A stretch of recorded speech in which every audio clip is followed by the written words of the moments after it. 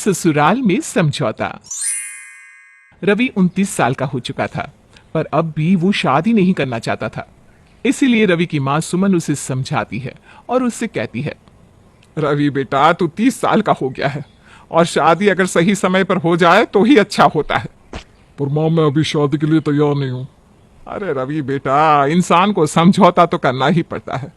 आज तू शादी करेगा तभी तो कल को तेरा खुद का भी परिवार होगा, और अगर तू अभी शादी ही नहीं करेगा, अपनी चीजों के साथ समझौता ही नहीं करेगा, तो तेरी जिंदगी आसान कैसे होगी। इसलिए मेरी मान और शादी कर ले।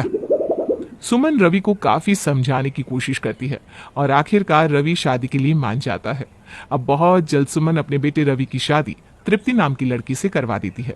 शादी के बाद रवि की जिंदगी सच में पूरी तरह से बदल जाती है और वो अपनी माँ को सही से समय भी नहीं दे पाता। आ गया मेरा बेटा, जब से शादी हुई है तब से तू अपनी माँ को ही भूल गया। आज मैंने अपने हाथों से तेरे लिए खाना बनाया है। माँ, आप ही तो शादी के पीछे पड़ी थी। अब ऑफिस को टाइम दूं, आपको टाइम दूं या अपनी बीवी को टाइम दूं, क्या करूं क्या ना करूं कुछ समझ में नहीं आता। और आपको इतनी रात तक जगने की क्या जरूरत थी? समय देखा है आपने? अरे माँ हूं मैं तेरी, तेरी चिंता और परवाह मैं नहीं करूंगी तो कौन करेगा। अच्छा, ठीक है माँ। अब ये मेरे इंतजार में तुमने खाना खाया या नहीं खाया? अरे मेरा बेटा काम में इतना बिजी है, वो सही से खाना भी नहीं खा पा रहा, तो भला एक माँ कैसे खा सकती है। मैं तेरा इंतजार कर रही थी। अब बातें मत कर, खाना शुरू कर। माँ, तुमने भी तो नहीं खाया। बैठ जाओ। तृप्ति, खाना निकाल दो, आज हम सब एक साथ खाएंगे।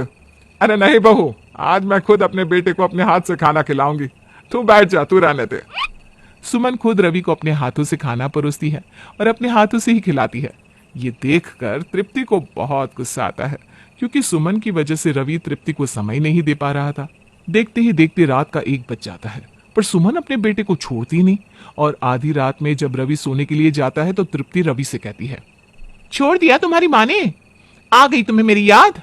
आ गया याद कि तुम शादीशुदा हो और एक बीवी है तुम्हारी?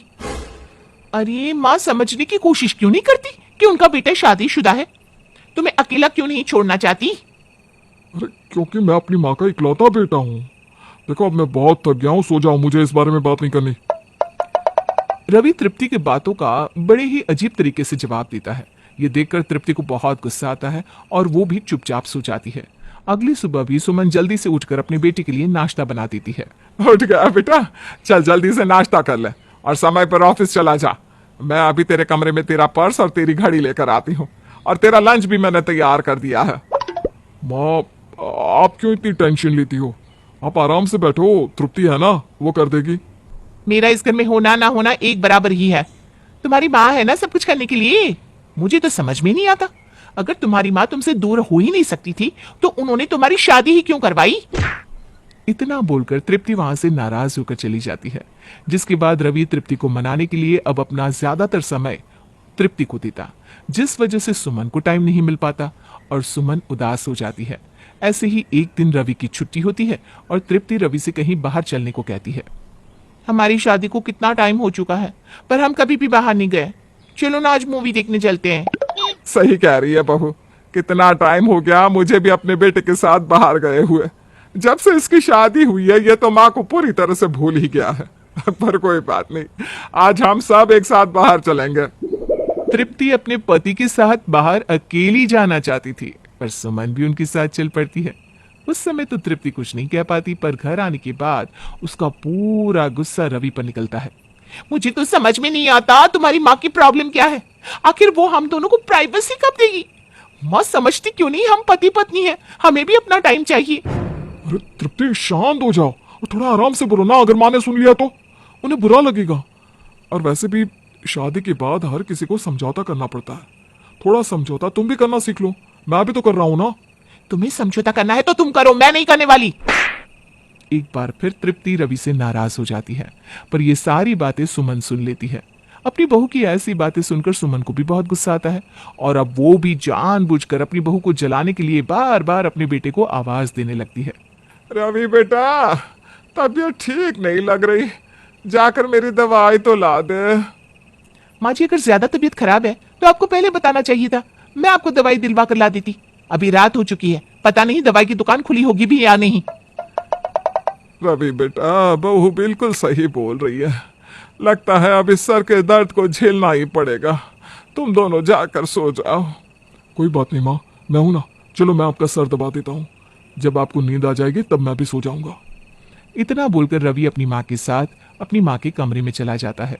तृप्ति को अपनी सास की आदत बिल्कुल अच्छी नहीं लगती और आखिरकार उसके सब्र का बांध टूट जाता है। माँ जी, मैं बहुत अच्छे से जानती हूँ, ये सब कुछ आप जानबूझकर करती है ना? अगर मेरा बेटा मेरी सेवा कर रहा है तो इसमें गलत ही क्या है? आखिर मैं रवि की माँ हूं और रवि मेरा बेटा है। अगर थोड़ी देर मेरा बेटा मेरे पास बैठ लेगा तो इसमें हर्ज ही क्या है? दोनों सास बहू के बीच रवि को लेकर काफी लड़ाई होती है। अब रवि अपनी माँ और बीवी के बीच में पूरी तरह से फंस जाता है और अगली सुबह ऑफिस के बहाने बाहर चला जाता है। देखते ही देखते शाम हो जाती है और शाम से रात, पर रवि अब तक घर नहीं आता, जिस वजह से तृप्ति और सुमन दोनों परेशान हो जाते हैं।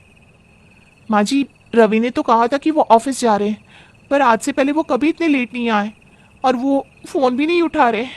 मुझे तो डर लग रहा है। बहुत सारी गलती हमारी है। हमें रवि के सामने इस तरह से लड़ाई नहीं करनी चाहिए थी। आखिर वो भी तो इंसान है, थक जाता होगा बेचारा।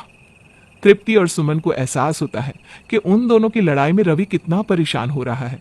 रात की 12 बजे जब रवि घर आता है तो रवि को देखकर सुमन और तृप्ति की जान में जान आती है। भगवान का शुक्र है कि आप आ गए। आप नहीं जानते मैं कितना डर गई थी। मेरा बेटा सही सलामत आ गया, भगवान का शुक्र है। बेटा अब तू मेरी नजरों से ओझल नहीं होगा जब तक मैं मन भर कर तुझे देख ना लूं। बस करो आप दोनों। आप दोनों की इसी प्यार और बर्ताव की वजह से मैं परेशान हो चुका हूं। हमेशा बेटा ही समझौता क्यों करे? मैं ही क्यों अपना समय आप दोनों में बांटूं? कभी आप दोनों क्यों नहीं करते समझौता? आपस में प्यार से क्यों नहीं रहते, ताकि मैं आप दोनों को अपना बराबर समय दे सकूं? मैं एक को मनाता हूं तो दूसरा मुझसे नाराज हो जाता है। आखिर मैं कब तक ऐसे ही सिचुएशन को संभालता रहूंगा? रवि बहुत गुस्से में था। वो नाराज होकर कमरे में सोने के लिए चला जाता है और अगली सुबह उठता है तो देखता है कि तृप्ति और उसकी माँ एक साथ प्यार से काम कर रहे हैं और उन दोनों के बीच की लड़ाई भी खत्म हो गई है, क्योंकि इस बार समझौता सास बहू ने किया था।